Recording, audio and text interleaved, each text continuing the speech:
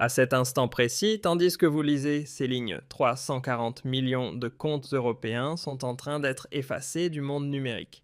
Non pas temporairement suspendus, non pas limités dans leur portée, mais supprimés de manière permanente à jamais disparus. Aucune trace ne subsiste. Elon Musk, l'homme le plus riche de l'histoire de l'humanité, vient d'accomplir ce que tous les gouvernements de la planète jugeaient absolument impossible. Face à l'Union européenne, l'autorité de régulation la plus puissante au monde, qui a déjà contraint des géants comme Apple, Google et Meta à plier Musk, n'a laissé qu'un seul message: sans précédent, je me retire. Aucune négociation, aucun recours, aucun paiement discret d'amende. Il abandonne un marché de 450 millions de personnes et un chiffre d'affaires annuel de 4,7 milliards de dollars, comme s'il ne s'agissait que de simple monnaie. Tout a commencé il y a 22 mois dans une salle de conférence vitrée au cœur du pouvoir bruxellois. Ursula von der Leyen, présidente de la Commission européenne, avait mis en place un piège parfait nommé Digital Services Act. Elle était absolument convaincue que Musk finirait par céder. Un document juridique minutieusement élaboré, long de 2400 pages, recensait 47 infractions précises. Le plan de sanctions était divisé en 3 phases impitoyables: une amende immédiate de 20 millions de dollars, la menace de saisir 6% du chiffre d'affaires mondial, puis le coup de grâce: contraindre Musk à céder le contrôle de la modération du réseau social X à des représentants des gouvernements européens. À défaut, une exclusion définitive de toutes les boutiques d'applications européennes était prévue. Von der Leyen était persuadée que Musk agirait comme Mark Zuckerberg ou Tim Cook: un peu de colère publique, quelques déclarations enflammées, puis un paiement et une soumission sans condition. Mais elle commit une erreur fatale, une erreur à 20 millions d'euros. Elle oublia un fait essentiel: Musk possède X à 100%. Il n'a aucun conseil d'administration pour le contredire, aucun actionnaire pour le poursuivre. Personne ne peut le contraindre. Il est exactement 6 heures du matin, heure de Bruxelles, le 2 janvier 2026. Tandis que la ville est encore plongée dans l'obscurité, l'assurance élitiste de la Commission européenne se transforme en un cauchemar sans précédent. Le téléphone de la chef de cabinet d'Ursula von der Leyen sonne sans interruption. Une seule notification arrache la femme la plus puissante d'Europe à son sommeil. C'est le message d'Elon Musk. Von der Leyen fixe l'écran lumineux. Son esprit formé aux subtilités politiques cherche désespérément un message diplomatique caché, une faille, cette petite ouverture que tout autre dirigeant de la tech laisse dans ses déclarations enflammées afin de négocier plus tard à huis clos. Mais il n'y a rien. Aucun signal, aucune porte dérobée pour sauver les apparences. Musk n'a pas rédigé une proposition de négociation, mais une déclaration de rupture absolue sans équivoque. Ce n'était pas de la rhétorique. C'était un ordre déjà exécuté en temps réel, alors même que von der Leyen en lisait encore les mots. À des milliers de kilomètres de là, au cœur de l'infrastructure technique de X, le protocole d'anéantissement a été activé. Des systèmes que l'équipe de Musk avait secrètement développés et testés pendant 7 mois s'éveillent. 3 unités spécialisées exécutent leur mission avec une précision presque militaire. La première équipe, l'effacement systématique. Le processus de suppression a été divisé en 14 phases. La phase 1 a commencé exactement 7 minutes avant la publication du message de Musk. L'objectif: lancer des processus irréversibles avant que la machine politique européenne ne puisse réagir avec des mesures d'urgence.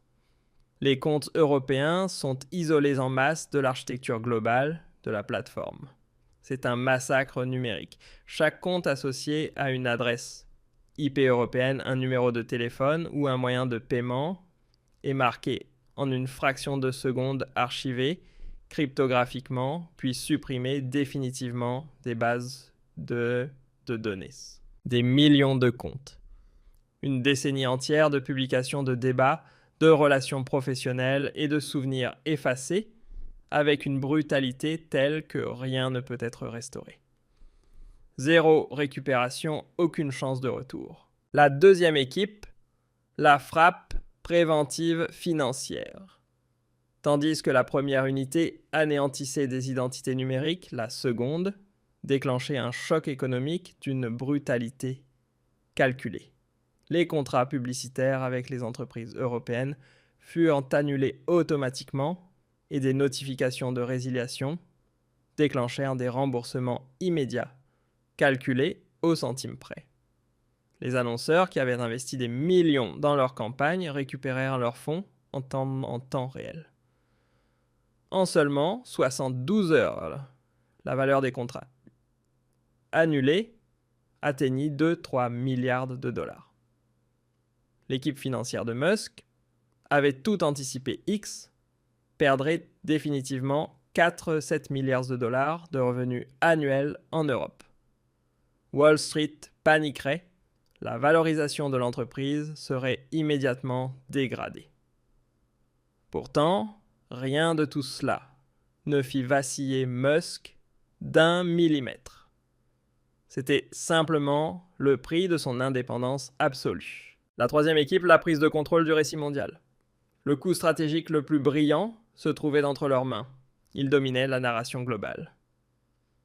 En moins de 90 minutes après l'annonce, le débat mondial fut entièrement submergé par la version de Musk. Des centaines de millions de personnes à travers le monde ne se demandaient plus s'il avait agi impulsivement. Une autre question s'imposait: un gouvernement a-t-il le droit de contraindre une entreprise privée, d'imposer des censeurs d'État directement au cœur d'une société pour contrôler ce que les citoyens peuvent dire et lire? C'était précisément la question que Musk voulait graver dans l'esprit du monde. Bruxelles lui avait fourni les preuves parfaites. Les exigences de l'Union européenne contenaient ces clauses draconiennes noir sur blanc. Les modérateurs de contenu mandatés par les gouvernements n'étaient pas une invention. La menace d'exclure X de tous les App Stores européens figurait explicitement dans les documents. Musk n'avait pas besoin d'inventer un récit de tyrannie européenne, l'Union européenne avait écrit elle-même ce scénario. En quelques heures, l'image d'une Europe protectrice des consommateurs s'effondra. Aux yeux du monde entier, Bruxelles s'était transformée en un ministère de la vérité aux accents totalitaires. À 8h30, au bâtiment Berlaymont Centre du pouvoir à Bruxelles, la panique est totale. Ursula von der Leyen convoque une réunion d'urgence censée démontrer la force institutionnelle. Elle révèle au contraire la faille structurelle fatale de l'Union. Ce n'est pas un État unifié, mais une alliance fragile de 27 gouvernements aux intérêts divergents. Alors que la crise éclate sous les yeux du monde, l'unité se disloque en temps réel. Le commissaire français exige des mesures juridiques immédiates. Le représentant allemand redoute un désastre d'image, craignant que l'UE apparaisse comme une dictature. La délégation italienne reste silencieuse dans une approbation tacite. Le gouvernement hongrois va jusqu'à applaudir ouvertement Musk et à tourner Bruxelles en dérision. Von der Leyen pensait détenir toutes les cartes, mais sa machine juridique lente est pulvérisée par la rapidité radicale de Musk. Mais l'humiliation politique, la perte irréversible de 340 millions de comptes et des milliards de revenus publicitaires ne sont pas encore le pire. Le véritable cauchemar, celui qui transforme une crise bureaucratique en terreur brute, frappe le continent exactement 31 heures après le premier message de Musk. Dans son arrogance réglementaire, l'Union européenne avait oublié une chose: X n'était pas sa seule arme. Depuis le centre de contrôle Starlink à Redmond dans l'État de Washington, un signal automatisé est envoyé vers 87 stations terrestres à travers l'Europe. Et soudain, les écrans s'éteignent. Dans les hôpitaux centraux, sur des bases militaires secrètes, dans des villages de montagne isolés et sur des exploitations agricoles ultra technologiques de Lisbonne à Varsovie, les communications s'effondrent instantanément. Le réseau satellitaire Starlink, cette colonne vertébrale numérique invisible sur laquelle l'Europe s'était progressivement reposée, disparaît complètement. Elon Musk ne s'est pas contenté de supprimer une application. Il a littéralement éteint le ciel au-dessus de l'Europe. Le conflit juridique autour de la censure vient de se transformer en une menace existentielle pour l'ensemble des infrastructures critiques du continent.